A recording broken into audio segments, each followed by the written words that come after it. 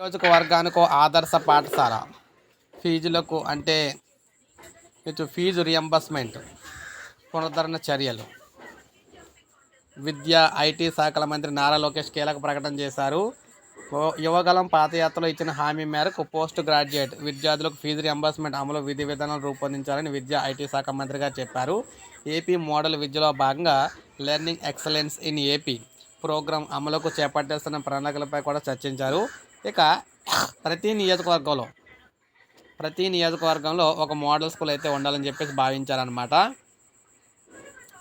ఈ model school ఇప్పుడు మనం చూసుకుంటే కొన్ని ప్రాంతాల్లో జిల్లాలో మనం చూసుకుంటే కేవలం 4-5 స్కూళ్ళు మాత్రమే ఉంటున్నాయి ప్రతి జిల్లాకి కూడా. అప్పుడు ఏం చేస్తున్నారంటే జిల్లాలో ఉన్న ప్రతి నియోజకవర్గంలో కూడా ఒక మోడల్ స్కూల్ తీసుకురావాలని చెప్పేసి భావిస్తున్నారు. అలా మోడల్ స్కూల్ తీసుకొచ్చినప్పుడు అక్కడ ఏమవుద్దంటే మెరుగైన సదుపాయాలు అయితే అందులో ఉంటాయి. విద్యార్థులందరికీ కూడా కొంతవరకు ఉపయోగకరంగా ఉంటుంది. అదేవిధంగా హాస్టల్ని కూడా ఏర్పాటు అయితే చేయాలని చెప్పేసి చెప్తున్నారన్నమాట మోడల్ స్కూల్లోని. సో ఈ విధంగా ఏపీలో విద్యా విధానంలో కొంతవరకు మార్పులు అయితే తీసుకురాబోతున్నారు. సో ఇది మనకు అప్డేట్. ఒక లైక్ చేయండి, సబ్స్క్రైబ్ చేసుకోండి, మన ఛానల్ సబ్స్క్రైబ్ చేసుకొని ఫాలో అవుతుంది.